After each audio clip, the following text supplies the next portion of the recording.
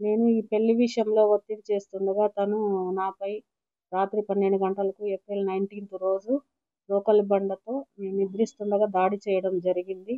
మా అమ్మ మేల్కొని వెంటనే గట్టిగా కేకలు వేయడంతో అతను పారిపోయాడు. కాబట్టి నాకు ప్రాణహాని ఉంది అతని వల్ల, అతని భార్య వల్ల. కాబట్టి నాకు రక్షణ కల్పించగలరని కోరుకుంటున్నా. మరియు మీడియా సపోర్ట్ కూడా నాకు కావాలి. దయచేసి మీడియా వాళ్ళు నాకు సపోర్ట్ చేయండి. పబ్లిక్ కూడా సపోర్ట్ కావాలి నాకు. ఎందుకంటే 15 సంవత్సరాలుగా ఈ నరకం అనుభవిస్తున్నా. ఎవరికి చెప్పుకోలేక భయపడుతూ బ్రతుకుతున్నా.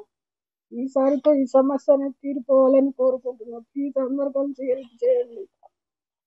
మా పెళ్లి మఠంపల్లి మండలం, సూర్యాపేట డిస్టిక్ అండి.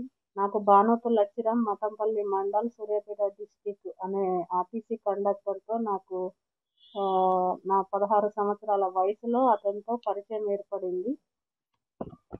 ఆ పరిచయంతో తను నా పేదరికాన్ని ఆసరాగా చేసుకొని నాకు తెలియని వయసులో తను మాయమాటలతో నమ్మించి నన్ను శారీరకంగా వాడుకున్నాడు.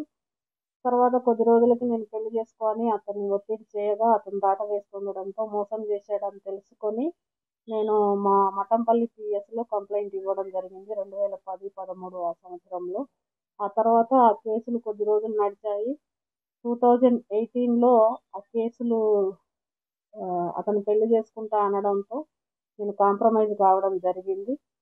ఆ తర్వాత మళ్ళీ యథాస్థితికే వచ్చాడు. పెళ్లి చేసుకో అంటే చేసుకోకుండా దాట వేస్తుండు. తన వైఫ్ వచ్చి మా ఇంటి మీద గొడవ చేయడం కూడా జరిగింది. ఇలా గొడవ జరిగే క్రమంలో తను నా కంటి పైన గుద్దడంతో నాకు రెటీనా ప్రాబ్లం వచ్చి కన్ను కనబడకుండా ఇప్పుడు సరోజినీ దేవి ఎల్వి ప్రసాద్ హాస్పిటల్లో ట్రీట్మెంట్ తీసుకుంటున్నా. ఇంకా తను ఇట్లా ఈ రకంగా ఇబ్బంది పెడుతుండగా నేను తనతో పెళ్లి విషయంలోనే గొడవ పడుతూ ఉంటే నన్ను చంపడానికి కూడా ట్రై చేసిండు. కాబట్టి ఆ భయంతో పారిపోయి నేను హైదరాబాద్ వచ్చి ఒక ప్రైవేట్ హాస్టల్లో ఉంటున్నా. నేను మహిళా కమిషన్ని కూడా ఆశ్రయించడం జరిగిందండి. కేసు పెట్టిన అతని పైన. వాళ్ళు నాకు న్యాయం జరిపిస్తా అని చెప్పి హామీ ఇచ్చారు.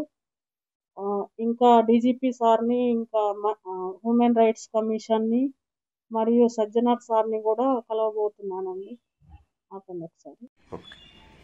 నాపై రోకల బండతో లచ్చిరామ్ నాయక్ దాడి చేయడంతో ఈ రకంగా గాయాలయ్యి నా వెన్నుపూస ప్రాబ్లం ఇంకా ఎక్కువైంది. నా హ్యాండ్ కూడా ఇట్లా లేవకుండా అయిపోయింది.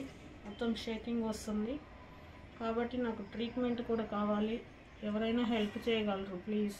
లచ్చిరామ్ నన్ను పెళ్లి చేసుకోవాలంటే 30 లక్షల కట్నం తీసుకురా, లేదంటే నీ ఇల్లు నా పేరు మీద రాయని వాళ్ళ వైఫ్ అతను డిమాండ్ చేయడం జరిగింది. లేదా ఒక 5 లక్షలు 10 లక్షలు ఇస్తే పిల్లలు పుడతారు, లేదంటే పిల్లలు లేకుండా ఆపరేషన్ చేయించుకొని గలీజ్ మాటలంటే ఒక లంజలాగా పడుండు నాతో అని చెప్పి బూతులు తిట్టుకుంటూ నన్ను చిత్రవద చేస్తున్నాడు.